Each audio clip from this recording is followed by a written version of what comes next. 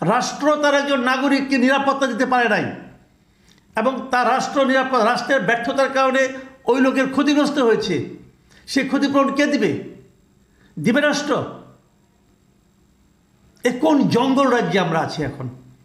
আমরা কি দেশটাকে জঙ্গল বানিয়ে ফেলার প্রতিজ্ঞা করেছি?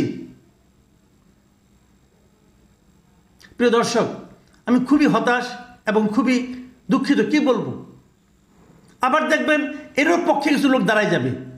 গত মাসে মানে ফেব্রুয়ারির 23 তারিখ রবিবার রাতে, দিবাগত রাতে, রাত 3টায়, সেই সময় আমাদের স্বরাষ্ট্র বিষয়ক উপদেষ্টা একটা প্রেস কনফারেন্স করেছিলেন। আপনাদের নিশ্চয়ই মনে আছে, মনে থাকার কথা। এই কারণে কথা যে এর আগে কখনো কোনো মন্ত্রী এভাবে রাত 3টার সময় জরুরি সংবাদ সম্মেলন ডাকেনি। উনি ডেকেছেন এবং উনি ডেকে সেখানে অনেক কথা বলেছেন যে আইন শৃঙ্খলা পরিস্থিতির কীভাবে চেঞ্জ করা হবে, কিভাবে না করা হবে, এর আপনারা দেখবেন এখন প্রচুর চেঞ্জ হবে। তারপরে দোষীও করেছেন, কাউকে দায়ীও করেছেন যে পলাতক যারা আছে এই আওয়ামী লীগ এবং তার দোসররা, তারাই নাকি আইন শৃঙ্খলা পরিস্থিতির অবনতি ঘটাচ্ছে। এগুলো অনেক কথা বলেছেন এবং শেষে একটা কথা স্পষ্ট করে বলেছেন যে আগামীকাল সোমবার থেকেই আপনারা আইন শৃঙ্খলা পরিস্থিতির উন্নতির একটা নমুনা দেখতে পারবেন সারা দেশে। সেই সোমবার আজকে 8 দিন 9 দিন হয়ে গেল। পরিবর্তন দেখেছেন আপনারা কতটুকু আমি জানি না। আপনারা নিশ্চয়ই আমাদের যদি পত্রপত্রিকা দেখেন, এমন কোনো দিন কি ছিল যেদিন কোনো একটা অঘটন ঘটেনি? ঘটেছে। ছিনতাই, ছিচকে চুরি, এগুলি তো হয়েছে। এগুলি বাদ দিই, এগুলি আমি ধরি না। কেন? মানুষের হয়তো অভাবের তাড়নায় অনেক সময় এরকম ছিচকে ছিনতাই টিনতাই করতে পারে, এটা আমি বাদই রাখলাম। কিন্তু আপনারা এটাকে কি বলবেন যেটা গত রাতে ঘটলো? গত রাতে কী ঘটলো? গুলশানের একটা বাড়িতে, শাহাবুদ্দিন পার্ক, গুলশানের শাহাবুদ্দিন আহমেদ পার্ক আছে, সেই পার্কের পাশের একটা বাড়িতে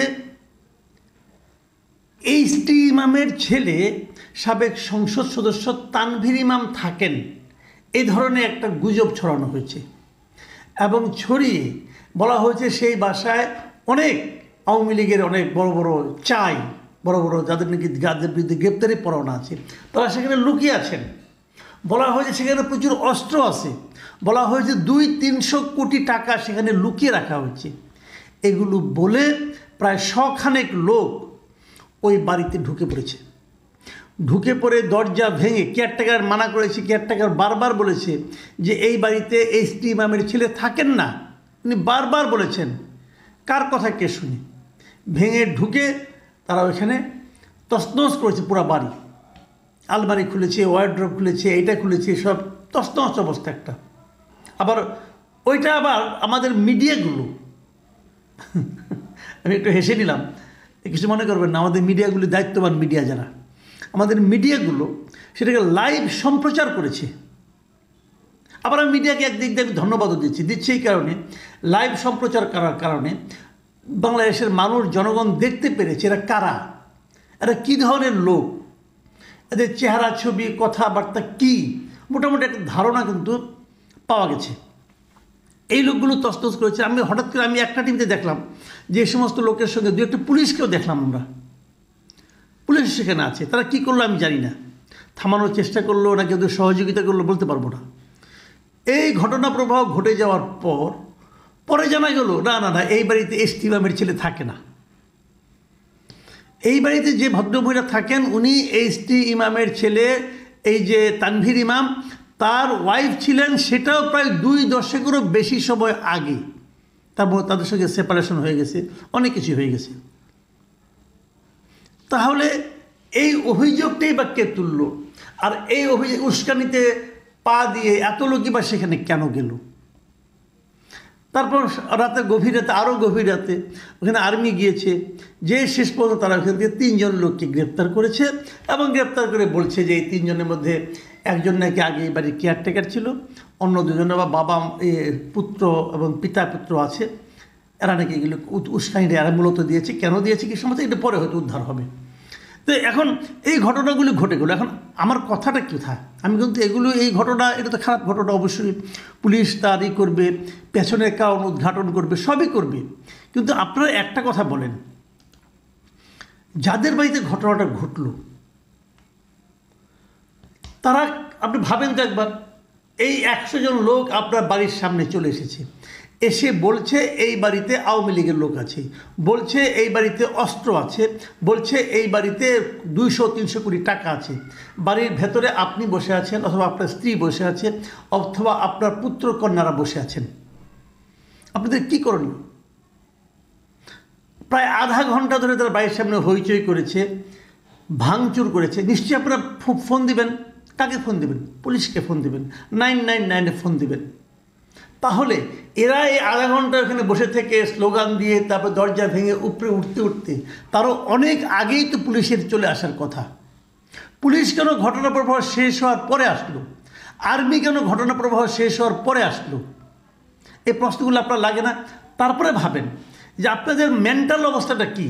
আপনি ভেতরে বসে আছেন, বাইরে ধুমধাম লাথি পড়ছে, দরজা ভাঙা হচ্ছে, আপনার মানসিক অবস্থাটা, আপনার শারীরিক অবস্থাটা, আপনার হৃৎপিণ্ডের অবস্থাটা কি দাঁড়াতে পারে একবার ভাবুন।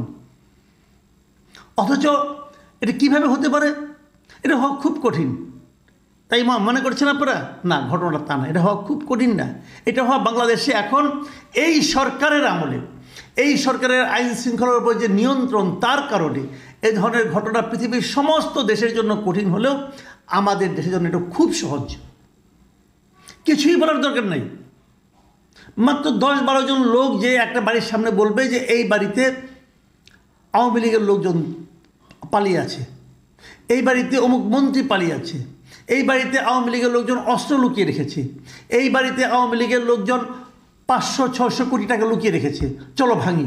সবাই দেখবেন ভাঙার জন্য উঠে পড়ে লাগছে, এবং এটা চলছে এই দেশে। আপনাকে দরজা ভাঙা না, বিল্ডিং ভেঙে দেওয়া হচ্ছে। কোনো শাস্তি হয়েছে এ পর্যন্ত? কোনো একটা শাস্তি হয়েছে? সরকার দূরে দাঁড়িয়ে তামাশা দেখে। এদেরকে উপদেশটা বাড়ানো হয়েছে তামাশা দেখার জন্য। নিজেরা তামাশা করেও আবার মধ্যরাতে। কিছু লোক তামাশা করেন আর কিছু লোক তামাশা দেখেন। সারা দেশের মানুষকে তামাশা দেখান। মিডিয়াগুলোর সৌজন্যে আমরা সেই তামাশা দেখি। আর যারা প্রকৃতই নিরীহ মানুষ, আর যারা শান্তিপ্রিয় মানুষ, যারা আইন মান্যকারী মানুষ, তারা সেটা দেখে এবং আতঙ্কিত হয়।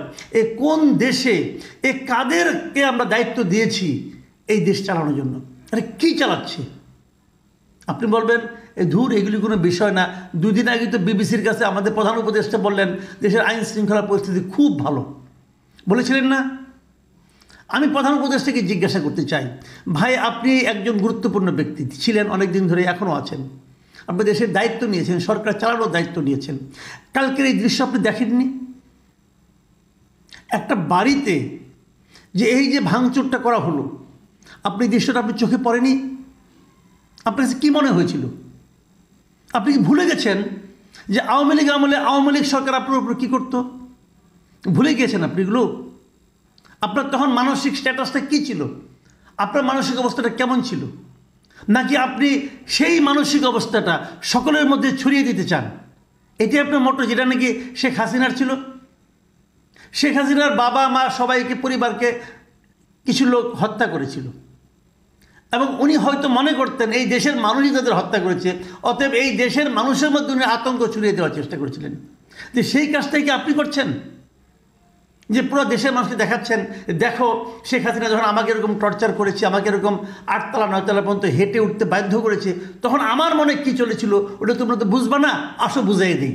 আপনি কি এভাবে সবাইকে বোঝাচ্ছেন? আপনি কি এই জাতির উপর প্রতিশোধ দিচ্ছেন? কি হচ্ছে এগুলো? কারোর উপরে কারো কোনো নিয়ন্ত্রণ নাই, কেউ কিছু বলে না। সহজ কাজ, কিন্তু কোনো কঠিন না। প্রথম দিনই যারা গেলে ভাঙচুর করলো, যারা বিভিন্ন ভবন ভাঙলো এবং সেখানে বড় বড় ফ্ল্যাগ নিয়ে যারা নাকি এখানে ছবি তুললো, তাদেরকে আপনারা ধরতে পারছেন একজনকে? এ পর্যন্ত ধরার চেষ্টা করেছেন? যদি না ধরেন তাহলে তারা কি সিগন্যাল পাবে? তারা সিগন্যাল পাবে এই কাজ করা যায়, তারা সেই কাজই করছে। এবার কি হলো? আপনি 3 জনকে ধরেছেন, কি বলছেন? এই 3 জন উস্কানি দিয়েছে, ওকে উস্কানি দিয়েছে, এই 3 জনের শাস্তি হবে। কিন্তু সেই উস্কানিতে উৎসাহী হয়ে যারা ওখানে ভেঙেছে, যারা ভিতরে গিয়েছে, প্রায় 100 জন লোক, বাকিদের ধরেন না কেন? ধরা তো খুব সহজ। আপনি সবগুলি টিভির যে রিপোর্টিং আছে, সবগুলি টেলিভিশনে ভিডিও রিপোর্টিং আপনি যেগুলো আছে সেগুলো স্ক্যান করেন, প্রত্যেকটা লোকের চেহারা ওখানে পেয়ে যাবেন। যদি সবগুলি স্ক্যান করলে পাবেন আপনি, কারণ এক একটা ক্যামেরা এক এক জায়গায় ছিল। ওই ক্যামেরায় দেখানো প্রত্যেকটা লোকের স্টিল ছবি করেন, করে মিডিয়াতে জানায় যান এই লোকগুলিকে আমরা গ্রেপ্তার করতে চাই। সবগুলো লোককে ধরে দৃষ্টান্তমূলক শাস্তি দেন। আমি ধরে নিলাম ওটা তানভীর ইমামের বাসা ছিল, হাইপোথেটিক্যালি ধরেন ওটা তানভীর ইমামের বাসাই ছিল, ওখানে 200-300 কোটি টাকাও ছিল। তারপরেও একজন পাবলিকের জন্য ওখানে ঢোকাটাকে আইনসম্মত? আপনারা বাড়িটাকে ঘেরাও দিয়ে রাখতে পারতেন। আমি বাড়িটাকে ঘেরাও দিয়ে রাখছি, যতক্ষণ পর্যন্ত পুলিশ না আসবে আমরা সরবো না। পুলিশ আসবে, পুলিশের কাছে হ্যান্ড ওভার করে যাবে, চলে যান। আপনি ভেতরে ঢুকলেন কোন আইনে? এবং এই ভেতরে ঢোকাটা যে অপরাধ, এটা কি সরকার বোঝে? যদি বোঝে, সরকার কি তাদের মধ্যে কোনো অ্যাকশন নেবে না। আজকে দেখলাম প্রধান উপদেষ্টা প্রেস উইং একটা বিবৃতি দিয়েছে, তারা ঘটনার একটা ধারা বর্ণনা দিয়েছে। আরে ভাই, আপনাদের ধারা বর্ণনা দেওয়ার আগে এদেশের সব লোক টেলিভিশনে ওই ধারা বর্ণনা দেখে ফেলাইছে। আপনারা এখন কী থাপথুপ করতেছেন? 3 জনকে অ্যারেস্ট করছেন, বিরাট কাজ করছেন একটা। আর বাদবাকি যাদেরকে অ্যারেস্ট করা হলো না, বাদবাকি যারা ওখানে গেল তাদেরকে তো উৎসাহ দিলেন, সেটার কী হবে? লুটপাট তো এখন হয়েছে, লুটপাট হয়েছে, টাকা পয়সা লুটপাট করেছে, জিনিসপত্র লুটপাট করেছে, জিনিসপত্র তছরূপ করেছে। ক্ষতিপূরণ কে দেবে? রাষ্ট্র দেবে? রাষ্ট্র তার একজন নাগরিককে নিরাপত্তা দিতে পারে নাই, এবং তার রাষ্ট্রের ব্যর্থতার কারণে ওই লোকের ক্ষতিগ্রস্ত হয়েছে, সে ক্ষতিপূরণ কে দিবে? দিবে রাষ্ট্র? এ কোন জঙ্গল রাজ্যে আমরা আছি এখন? আমরা কি দেশটাকে জঙ্গল বানিয়ে ফেলার প্রতিজ্ঞা করেছি? প্রিয় দর্শক, আমি খুবই হতাশ এবং খুবই দুঃখিত। কি বলবো? আবার দেখবেন এরও পক্ষে কিছু লোক দাঁড়ায় যাবে, দেশ থেকে বিদেশ থেকে কিছু পীর মুরিদ দাঁড়ায় যাবে, বলবে বিপ্লবোত্তর দেশে এগুলি হয়, এগুলি বলবে, বলে আবার এখানে এর পেছনে আবার একটা যুক্তি দেওয়ার চেষ্টা করবে।